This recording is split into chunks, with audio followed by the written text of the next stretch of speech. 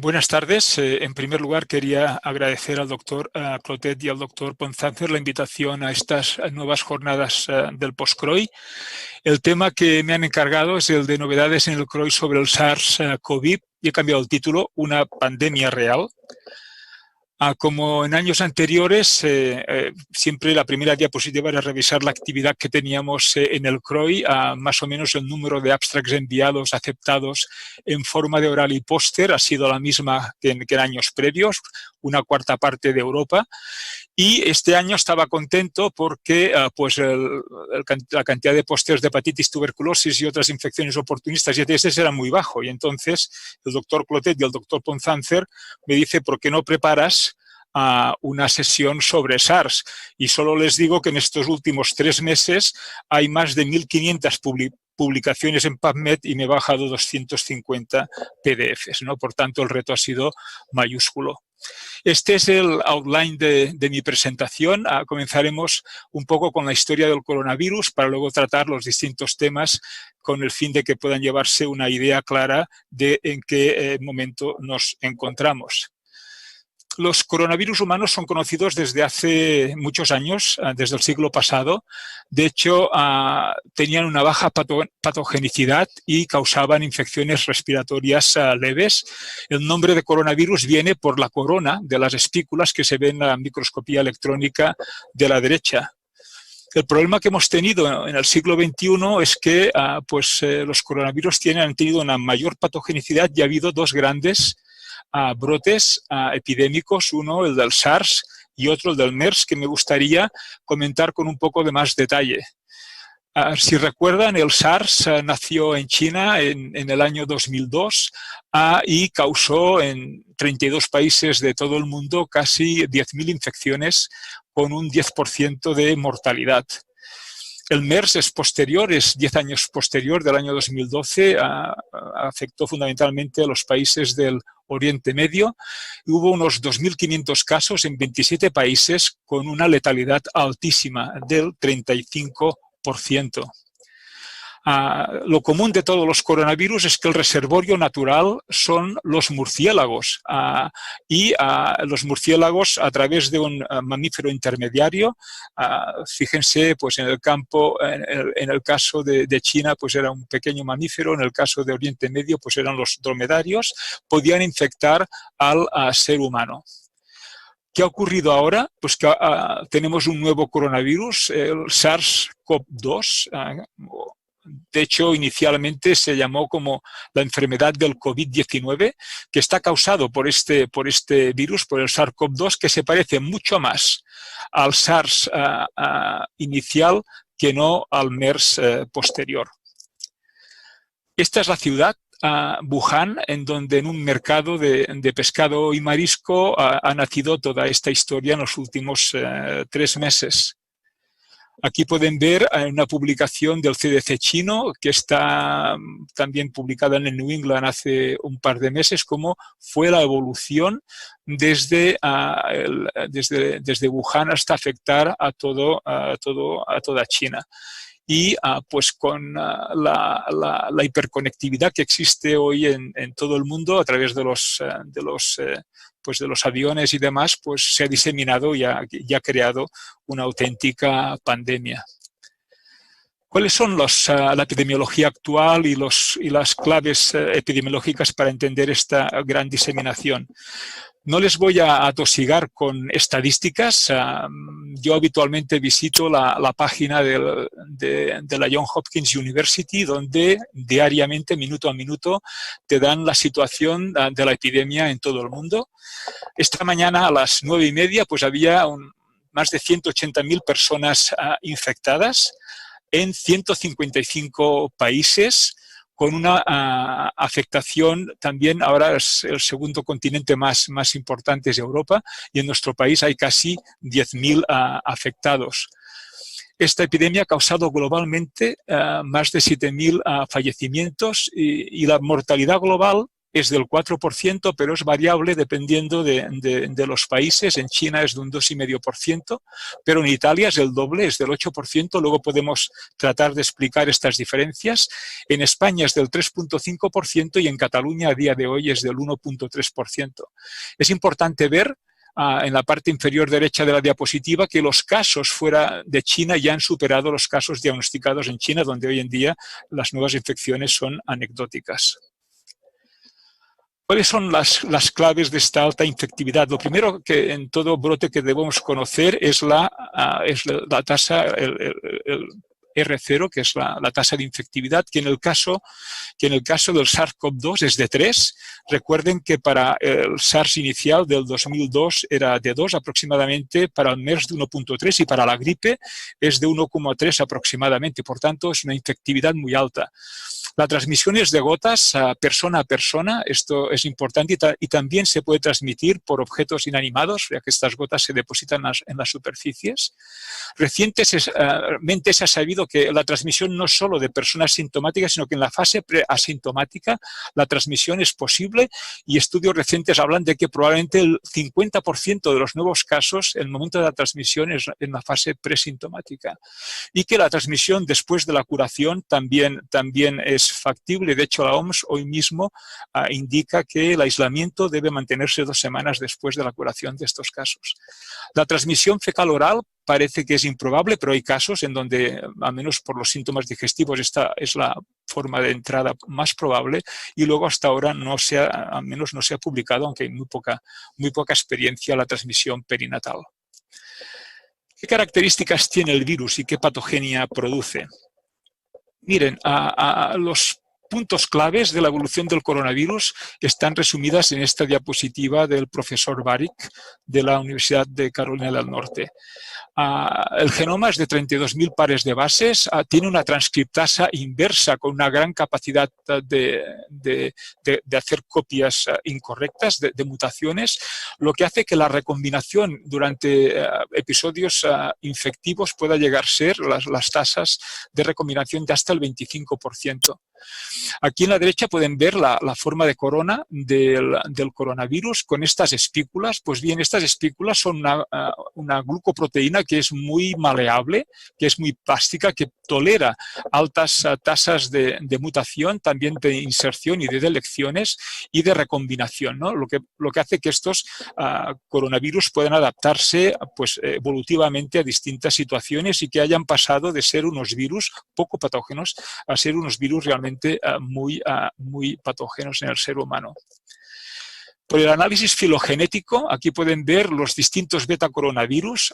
El COVID es un nuevo coronavirus completamente distinto del MERS, que está en la parte inferior, del SARS, que está en la parte superior, y también de los coronavirus, de los betacoronavirus de algunos mamíferos y de los murciélagos, que son el reservorio natural de esta familia de virus. El genoma, como he dicho, tiene unas 32.000 pares de bases. La estructura del genoma del SARS, del MERS y del SARS-CoV-2 es muy similar. Tiene una serie de proteínas estructurales, de genes y también del gen S, que es el que sintetiza la espícula, esta glucoproteína que está, digamos, sintetizada y caracterizada, como pueden ver en la derecha de la diapositiva, y que va a ser la que va a buscar el receptor celular cuando infecta al ser humano. El receptor, curiosamente, son los receptores de tipo 2 de la enzima conversora de la angiotensina, los AC2. Hay la unión covalente que existe entre este receptor humano y el receptor del coronavirus es máxima. Y el AC2 se encuentra ampliamente distribuido en el organismo, fundamentalmente en el corazón, en el riñón, en el aparato cardiovascular, en los pulmones, y es por los pulmones fundamentalmente la vía de entrada de esta infección. Aquí pueden ver el ciclo del coronavirus. Hay la unión de la espícula de esta glucoproteína con el AC2, se endocita, se libera, y entonces se produce pues la lectura del ARN del virus y digamos, la producción de las distintas proteínas. Hay una proteasa que las destruye y una replicasa, un complejo replicasa transcriptasa que produce más ARN genómico y subgenómico, y con la síntesis de las nuevas proteínas estructurales se crea dentro del citosol las nuevas envolturas, dentro de estas envolturas las nuevas partículas virales que posteriormente son liberadas e infectan a otras células del aparato respiratorio. Aquí podemos ver a la derecha diapositivas en un cultivo celular de células tipo Vero cómo se constituyen a estas partículas virales y se liberan de estas células. Se cree que en una célula puede entrar un solo coronavirus y liberar más de 100.000 partículas virales hijas. Este coronavirus, ¿cuál va a ser su diana? Va a ser pues el aparato respiratorio y a nivel del alveolo. Aquí tienen la estructura del alveolo en íntimo contacto con el torrente circulatorio, y dentro del alveolo pues tenemos la capa de surfactán y los neumocitos tipo 1 y tipo 2.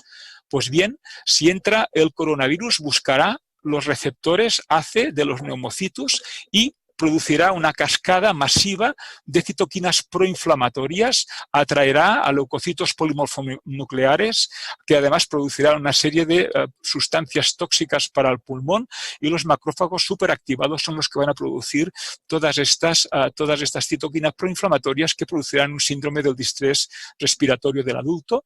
Y aquí podemos ver imágenes no del COV-2, sino del inicial SARS, en donde pueden ver una obliteración prácticamente de todos los alveolos y la formación de membranas hialinas típicas del síndrome del distrés respiratorio del adulto. Otro tema muy importante es que no solamente el SARS-CoV-2 entra en los neumocitos a través del receptor AC2 y lo downregula, sino que de forma indirecta tiene también otra propiedad, es que impide un poco el paso de angiostensina 1 a 2, no la bloquea al estar downregulado e inactivado por el propio virus, lo cual hace que la angiostensina tipo 2 pueda unirse a sus receptores y producir más daño tisular y edema pulmonar, lo que además de toda la síntesis, de toda la tormenta de citoquinas proinflamatorias, producirá pues la neumonitis, esta neumonitis y la insuficiencia respiratoria típica de los casos avanzados de esta infección. ¿Cuáles son las manifestaciones clínicas y el diagnóstico? Muy bien, un tema importante es el periodo de incubación. En esta publicación reciente de la Annals of Internal Medicine podemos ver que el periodo de incubación medio es de 5 días aproximadamente. El 50% de los pacientes infectados muestran síntomas a los 5 días de la infección, y que el 98% de personas infectadas pueden tener los síntomas entre el día 2 y el día 14. Hay alguna pequeña proporción, menos de un 3%, que pueden aparecer los síntomas posteriormente. ¿Cuáles son las manifestaciones clínicas? Pues en general es como cualquier enfermedad viral, infecciosa viral, como la gripe, como la influenza, es un cuadro clínico en el cual hay fundamentalmente fiebre con tos no productiva, y en algunos pacientes, como he dicho anteriormente, la diarrea puede preceder a estos síntomas, pudiendo sugerir quizá una infección por vía digestiva. La mayor parte de pacientes, como veremos posteriormente, se van a recuperar espontáneamente, pero otros, un 20%, desarrollarán neumonía, insuficiencia respiratoria y fracaso multiorgánico. Hasta ahora lo que sabemos en los niños es que suelen tener una enfermedad mucho más benigna que en los adultos. Esta es la distribución de los casos de COVID en China, analizados los primeros 50.000 casos. La mediana de edad del brote en China fue de 47 años. Esto es importante para entender resultados distintos en mortalidad.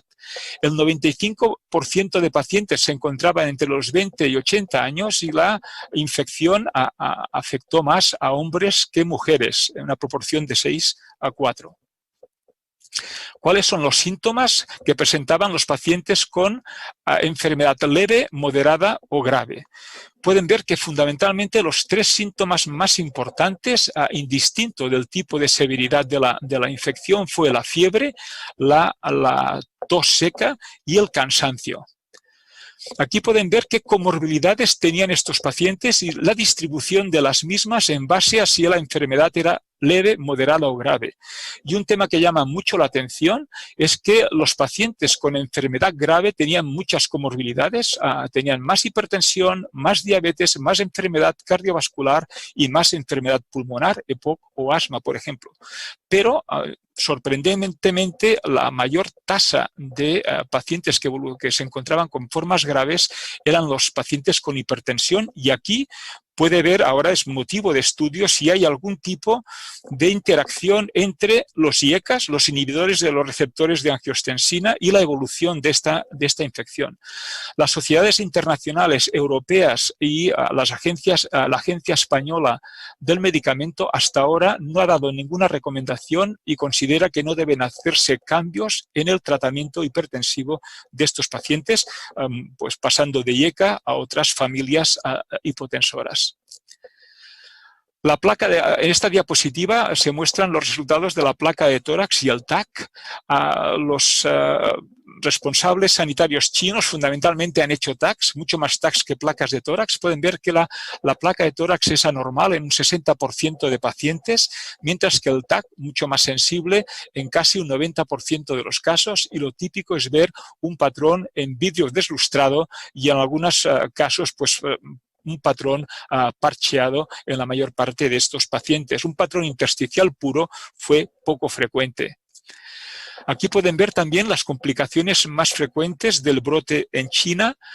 Fíjense que la aparición de shock séptico fue poco frecuente, un 1%, síndrome del distrés respiratorio del adulto en un 3,4% y afectación renal fue excepcional, un 0,5%. Y esto lo distingue mucho más del MERS, porque el MERS típicamente, aparte de la insuficiencia respiratoria, produce manifestaciones digestivas y fracaso renal. Por tanto, por eso hemos dicho al principio que era mucho más parecido al SARS inicial.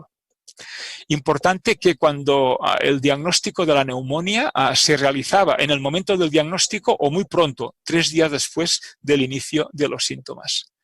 Globalmente, y esta es la imagen, la foto de la severidad de la enfermedad en China, es un 81% de pacientes tenían enfermedad leve, un 14% enfermedad grave y un 5% tenían una enfermedad crítica y eran pacientes ingresados en las unidades de cuidados intensivos, y la mortalidad global en China era el del 2,5%. Vamos a la virología. Se está generando información cada día. Una de las cosas que llama la atención y creo que es muy importante es que el pico viral ocurre no al final de la enfermedad, sino al principio. Y además esto justifica que este pico viral muy al principio pueda producir transmisión presintomática, que es lo que hemos comentado anteriormente. Además, el virus se puede encontrar también en las heces, aunque la evidencia fecal oral es poco, hasta ahora no se ha demostrado en muchos pacientes. Y luego, el otro tema muy importante es que el paciente, aunque esté curado, puede eliminar virus varias semanas, ¿no? Por tanto, la OMS, en un mensaje, una recomendación dada ayer, considera que en estos pacientes se debe mantener el aislamiento 2 semanas después de haberse curado. Esta diapositiva, publicada en esta figura del New England, lo que muestra es que el pico máximo de virus en muestras de frotis nasales o frotis faringios son en los primeros 5 días y, por tanto, antes de inicio de los síntomas, probablemente ya tenían picos altos y eran pacientes que podían ser transmisibles.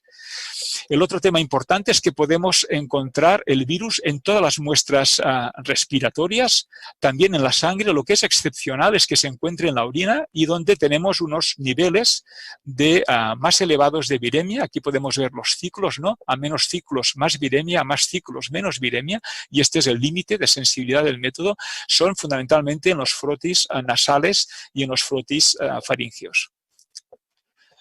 ¿Cuál es el pronóstico? Y creo que voy bien de tiempo. ¿Cuál es el pronóstico? Miren, esta es la evolución del COVID COVID-19 en China, ¿no? Hemos dicho que el 81% de pacientes tienen una infección leve o moderada, un 14% severa y un 5% es de pacientes críticos. Es importante tener en cuenta que de los pacientes con enfermedad leve, un 10-15% van a progresar a enfermedad severa y de los que están en enfermedad severa, un 15 o un 20% van a tener una enfermedad crítica.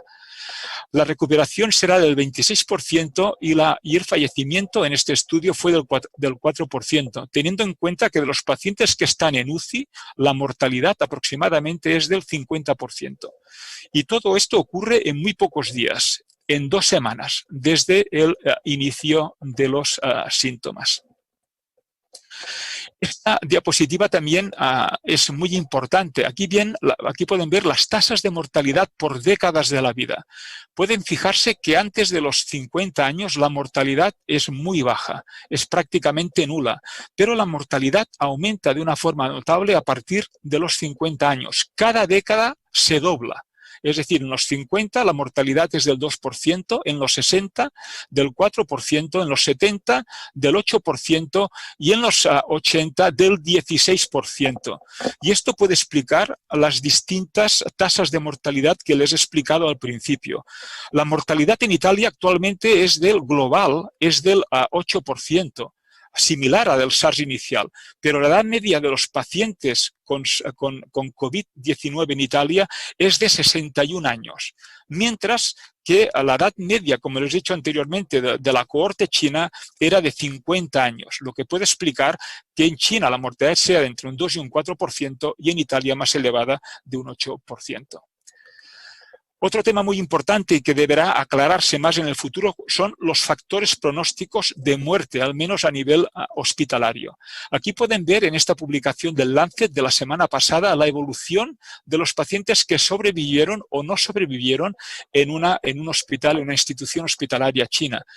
De hecho, los síntomas, fiebre, tos, la disnea, el ingreso en UCI, el momento y la proporción fue similar en las dos cohortes. Lo único es que en los pacientes que no sobrevivieron, la tasa de ventilación invasiva fue mucho más frecuente.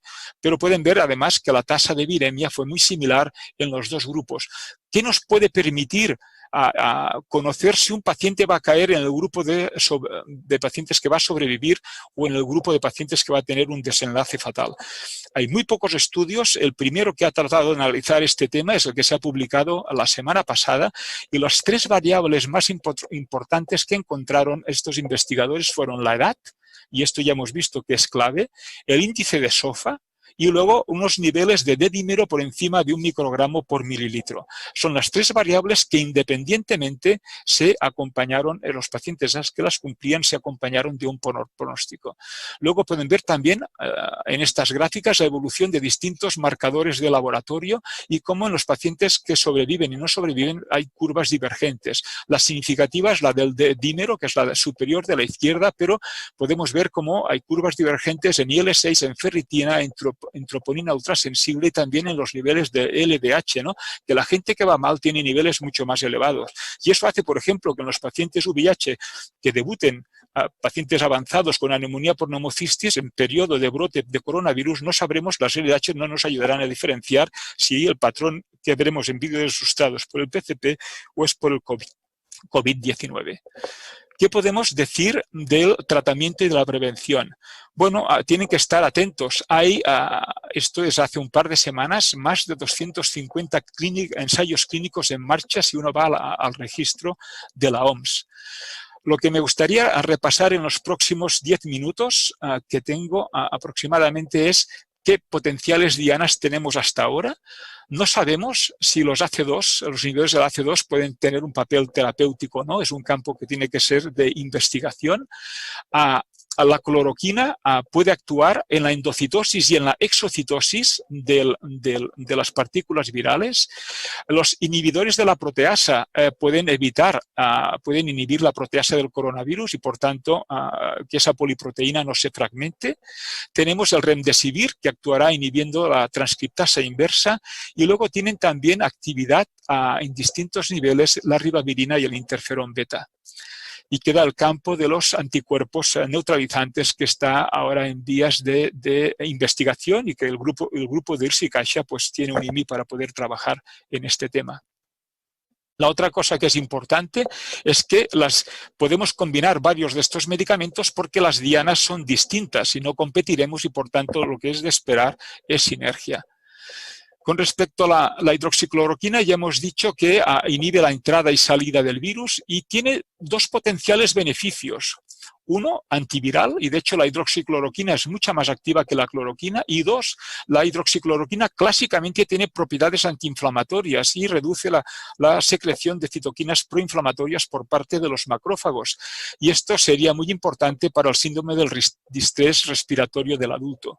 Aquí pueden ver que la F50 es de aproximadamente 6 micromolar de la hidroxicloroquina, y aquí pues el efecto beneficioso en la liberación de citoquinas proinflamatorias. Al analizar el papel importante podemos ver a la derecha de la diapositiva en estudios in vitro, en células veros, como fundamentalmente en color verde lo que hace la hidroxicloroquina es inhibir la entrada del virus en la célula. El otro medicamento importante es el lopinavir-ritonavir, que es un inhibidor de la proteasa, y el coronavirus pues tiene dos proteasas distintas de cisteína. Se ha demostrado que es in vitro y en modelos animales eficaz para el SARS y para el MERS. Hace sinergia con el interferón, aunque hay poca experiencia clínica, fundamentalmente en los brotes de SARS y MERS, y se ha utilizado al menos como utilidad como profilaxis post-exposición en pacientes expuestos al MERS. Ya lo sabemos todos los expertos en VIH que tienen importantes interacciones farmacocinéticas y muchos de los pacientes que tienen COVID-19 tienen comorbilidades. La dosis es la habitual. Pueden ver que tanto para SARS como para MERS la dosis inhibitoria 50 es de 17 y 8 micromolar, es decir, es más activo para MERS que para SARS. Y recuerden que con una dosis habitual en pacientes con VIH alcanzamos una Cmax de 160, es decir, 10 veces más alta para SARS y 20 veces más alta para MERS. En un ensayo clínico con pocos pacientes publicado hace 15 años en tórax, lo que podemos ver es que en la parte superior de la diapositiva es que el lopinavir-ritonavir fue capaz de negativizar a los 10 días en todos los casos los frotis nasofaringios de SARS, mientras que en los cohortes históricos se podía mantener virus positivo en estos frotis nasofaringios hasta 3 semanas después de la infección.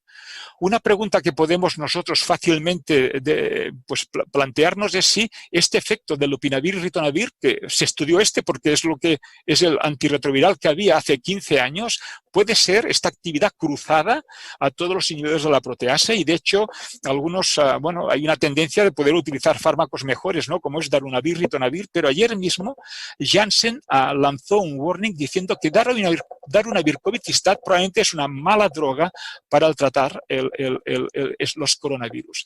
Fundamentalmente por una razón, porque las proteasas son distintas y la afinidad, concretamente se ha mirado, no está publicado, de darunavir para el centro activo de la proteasa, el centro catalítico activo de la proteasa del SARS-CoV-2 es muy bajo. Esto hace que se precisen dosis muy altas de 300 micromolar para inhibir in vitro el cultivo viral, y con una dosis habitual de 850 de darunavir-covicistat tenemos unas medias de CEMIN de solo 3 micromol, es decir, de 100 veces menos. Por tanto, bajo mi punto de vista, no recomendaría darunavir-covicistat para tratar a estos pacientes y mantendría los datos que tenemos de lopinavir-ritonavir. El otro producto que está ahora en evaluación es el remdesivir. Sería, para todos los expertos en VIH, el tenofovir del coronavirus, ¿no? Es un inhibidor de la RNA dependiente RNA polimerasa. Ha demostrado en modelos in vitro y en modelos animales que es muy activo para todos los betacoronavirus, tanto humanos como zoonóticos, y que se ha utilizado en estos modelos tanto como agente terapéutico como profiláctico. Han comenzado en todo el mundo los ensayos clínicos con este medicamento. Tiene la ventaja de que no tiene ninguna interacción farmacocinética relevante y la dosis es de 200 de entrada siguiendo, perdón, a 100 miligramos, esto es un error durante 5 o 10 días. El problema es que tiene que administrarse por vía intravenosa y es un terminador de cadena, como los análogos de nucleósidos en el campo del VIH. Pueden ver a la derecha de la diapositiva que la dosis que inhibe el 50% in vitro de Remdesivir es 100 veces menor que el opiritonavir. Por tanto, es el fármaco más activo y ha demostrado, no tengo tiempo, lo verán en la presentación que quedará colgada en la Fundación para la Lucha para la SIDA, el beneficio que tiene tanto en el pulmón como medido pues, en los estudios anatomopatológicos como en los distintos scores de la Sociedad Americana de Cirugía Torácica como de daño alveolar difuso. Hay como mínimo 5 ensayos clínicos, algunas instituciones españolas y catalanas están participando en los mismos. Los interferones también son muy activos in vitro e in vivo contra SARS y MERS, son sinérgicos, hacen sinergia con ribavirina y lopirrito. Tenemos 2 modalidades, la subcutánea y la nebulizada, las 2 son útiles, probablemente después del Remdesivir es el grupo de medicamentos más activos. ¿Qué papel pueden jugar los corticoides? Estamos diciendo que hacen una neumonía, un síndrome del distrés respiratorio grave. Pues bien, los corticoides se han demostrado eficaces para el tratamiento del síndrome del distrés respiratorio del adulto, pero en cambio no se recomiendan para la neumonitis por influenza que desarrolla este síndrome. Lo poco que hay en los pacientes con SARS y MERS nos dicen que los pulsos con dosis elevadas de corticoides iniciales pueden ser beneficiosos a pesar de que aumentan la viremia y retrasan el aclaramiento del virus en estos pacientes, ¿no? Otro fármaco que puede ser muy útil es un fármaco selectivo o fármacos selectivos de la IL-6, como es el tocilizumab, en donde hay estudios preliminares ya efectuados en China con resultados muy buenos y ensayos clínicos en marcha que en las próximas semanas nos dirán el papel que pueden desarrollar para el tratamiento del síndrome de distrés respiratorio de estos que causa el coronavirus. Desde mi punto de vista, si tuviera que tratar hoy un paciente, consideraría el tratamiento para todos los pacientes por encima de 50 años, son los que tienen riesgo de morirse y hay que tratarlos de forma precoz.